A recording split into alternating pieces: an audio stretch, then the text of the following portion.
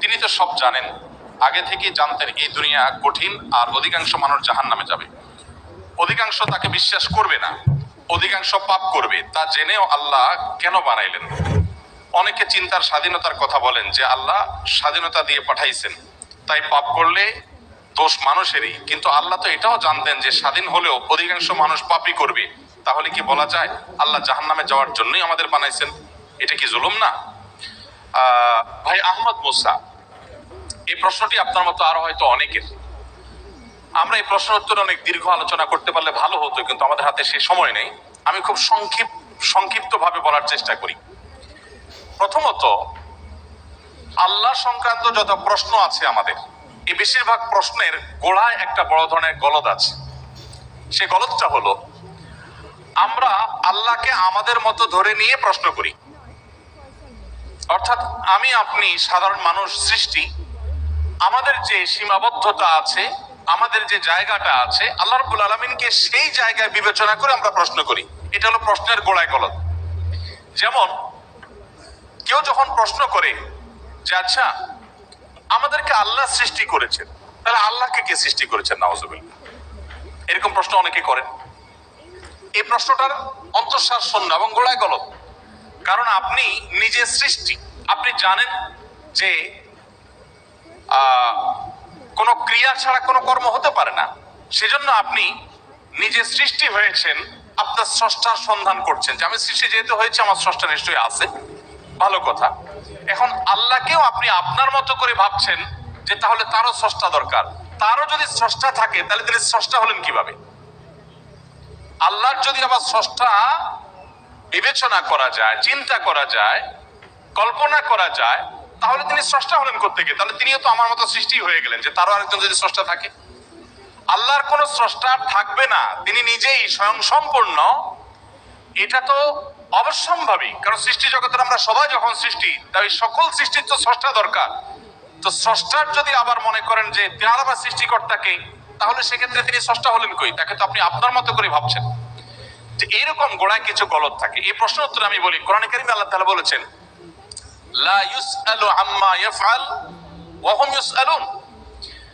মহান আল্লাহ তাআলা তার নিজের সত্তা সম্পর্কে বলছেন, তিনি যা কিছু করেন তার এই সমস্ত কাজের জন্য কারোর কাছে তিনি জবাবদিহি করতে বাধ্য নন, কারণ তিনি তো মহান সৃষ্টিকর্তা, তার তো কোনো স্রষ্টা নেই, তার উপরে কেউ নেই, তিনি কার কাছে জবাবদিহি করবেন?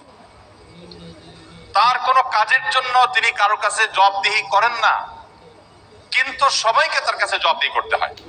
এখন আপনি যদি আল্লাহর কাছে কোনো বিষয়ে প্রশ্ন রাখেন, আল্লাহর ব্যাপারে আপনার যদি প্রশ্ন জাগে, তাহলে তার মানে আপনি আল্লাহকে জবাবদিহিতার আওতায় আনতে চাচ্ছেন। মহান সৃষ্টিকর্তা যিনি সকল কিছুর সৃষ্টিকর্তা, তাকেও যদি আপনি জবাবদিহিতার আওতায় আনতে চান, তাহলে তিনি মহান সৃষ্টিকর্তা হলেন কিভাবে সম্ভব? এবার আসা যাক, প্রশ্নে আপনি লিখেছেন যে বেশিরভাগ মানুষ জাহান্নামে যাবে আল্লাহ জানেন, তাহলে দরকার ছিল কি তৈরি করা? এখন এখানে রুটিন দায়িত্বপ্রাপ্ত উপাচার্য মহোদয় আছেন। যদি বলা হয় কোন শিক্ষা প্রতিষ্ঠানের প্রধানকে যে স্যার আপনি জানতেন আমরা বেশিরভাগ ছাত্র পরীক্ষা ভালো করব না, আমরা আন্দোলন সংগ্রাম নিয়ে ব্যস্ত ছিলাম, পরীক্ষাটা ভালো হবে না, আপনি জানতেন স্যার, তারপর আপনি পরীক্ষাটা কেন দিলেন বলেন? কোন কথার উপরে ঠিক? পরীক্ষা দেওয়া হয়েছে কেন? এই জন্য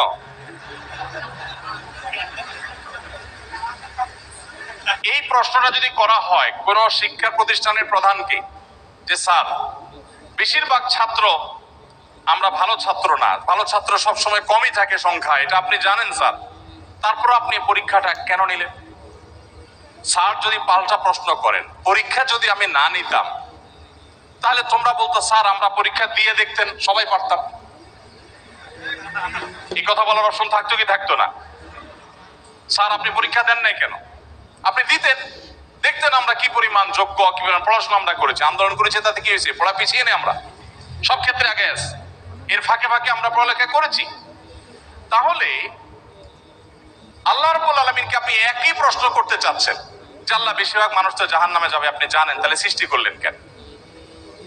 এখন মানুষকে যদি আল্লাহ তাআলা এই অনুভূতি শক্তি তার সৃষ্টির আগেও দিতেন, তাহলে মানুষ তো বলতো আল্লাহ ফেরেশতাদের তৈরি করেছেন, জিনদের সৃষ্টি করেছেন, আমাদেরকে কেন সৃষ্টি করে ইচ্ছা শক্তি দিলেন না, তাহলে আমরা একটু দেখাই দিতাম। আপনি এই প্রশ্ন তো আল্লাহকে করতে পারতেন। মূলত এই সমস্ত প্রশ্নের গোড়ায় গলত আছে। দেখুন, আল্লাহ রাব্বুল আলামিন যখন মহান সৃষ্টিকর্তা, আপনি একটি পুতুল তৈরি করেছেন, একটি পুতুল তৈরি করেছেন মাটির, দুটি পুতুল তৈরি করেছেন, একটি পুতুল আপনি রেখেছেন আর একটি পুতুল আপনি ভেঙে দিয়েছেন। এখন আমি যদি আপনাকে প্রশ্ন করি, ভাই কাজটি কি কাজ ভালো হলো? একটা পুতুল রাখলেন আর একটাকে ভেঙে দিলেন, কেন এরকম করলেন? আমার এই প্রশ্ন করাটা আপনাকে যদি আমি জবাব দিই তার আওতায় আনি, যে আপনাকে বলতে হবে এটা ইলজিক্যাল কাজ, কেন করলেন? আপনাকে প্রশ্ন যদি আমি করি, এই প্রশ্ন করার কি অধিকার আসলে আমার থাকার কথা? আপনি পুতুলটা সৃষ্টি করেছেন মাটি থেকে, করে আপনার একটা ভালো লেগেছে রেখেছেন, আর একটা ভালো লাগেনি ভেঙে ফেলেছেন। পৃথিবীর কোনো মানুষ আপনাকে জবাব দিয়ে তার আওতায় আনতে পারে, এই অধিকার আছে কারোর? থাকার কথা না। এটা একান্ত আপনার ব্যাপার। আল্লাহ রাব্বুল আলামিন যখন কিছু মানুষকে জান্নাতে দিবেন, কিছু মানুষকে জাহান্নামে দিবেন, জাহান্নামীদের সংখ্যা অনেক বেশি হবে। Berita hebat untuk semua. Kini anda boleh stream Prime Video di Astro tanpa caj tambahan untuk 2 bulan. Hiburan tak berhenti dengan blockbuster global. K-shows terhangat. Amazon Original. Dan sensasi tempatan. Prime Video, terbaik dengan Astro. Nikmati akses selama 2 bulan tanpa caj tambahan.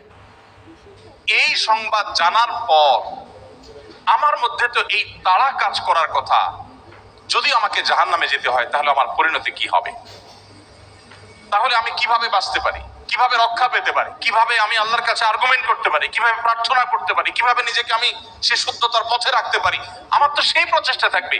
সেটা না করে আমি আল্লাহকে প্রশ্ন করছি, আল্লাহ কেন দিবেন জাহান্নামে, বলেন আগে। ব্যাপারটা কেমন হলো?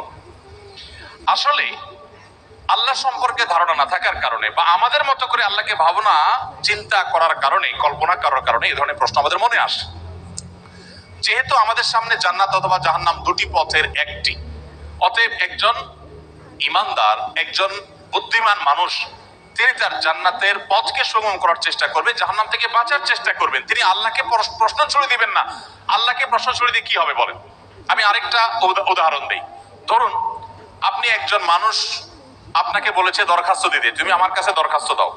আপনি আপনার এলাকার জনপ্রতিনিধির কাছে কোনো একটা কাজ নিয়ে গিয়েছেন, এবং সাথে দরখাস্ত তো নিয়েছেন, সাথে সুপারিশ নিয়ে গেছেন, হাই হ্যালো নিয়ে গেছেন, কাউকে দিয়ে ফোন করিয়েছেন, নানাভাবে আপনি চেষ্টা করে আপনি গিয়েছেন। সেই ভদ্রলোকের অফিসে যাওয়ার পর আপনি অনেক চেষ্টা করেছেন, কাজটা হয়নি। এখন আপনি কিন্তু জানতেন যে আমি দরখাস্ত লেখার নিয়ম আছে সেই হিসাবে লিখেছি, আবার সুপারিশও করেছি, কিন্তু আসলে হবে সেটাই যেটা তিনি চাইবেন, তার এখতিয়ার আছে এটা পাশ করা বা না করা। এখন আপনি যদি যে তাকে বলেন, ভাই নেতা সাহেব, যেহেতু বিষয়টা সম্পূর্ণ আপনার ইচ্ছাধীন, আপনি দিবেন কি দিবেন না সম্পূর্ণ আপনার এখতিয়ার, আইনও সেভাবে, নিয়মও সেভাবে, সিস্টেমও সেটা, এখতিয়ার 100% আপনার অধীনে, আপনি চাইলে দিবেন, না দিলে নাই, তাহলে নাটক কেন করলেন? দরখাস্ত দেওয়ালেন কেন আমাকে? আমাকে কেন আসতে বললেন? আপনি জানেন সিদ্ধান্ত নেতার হাতে, সিদ্ধান্ত জনপ্রতিনিধির হাতে, সিদ্ধান্ত সে ব্যক্তির হাতে। আপনি জানেন তিনি যা ডিসিশন নেবেন সেটাই হবে।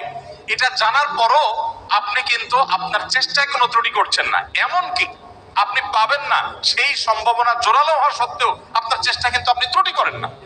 সেখানে আপনি মানুষ হয়ে বলছেন যে আল্লাহ যাকে জাহান্নামে দিবে সে তো জাহান্নামে যাবেই, এর ব্যত্যয় তো হবেই না, তাহলে আমার কষ্ট করে লাভটা কি? আরেকটি উদাহরণ মনে হয়েছে। এক ভদ্রলোক, তিনি একজন মুসলমানকে, একজন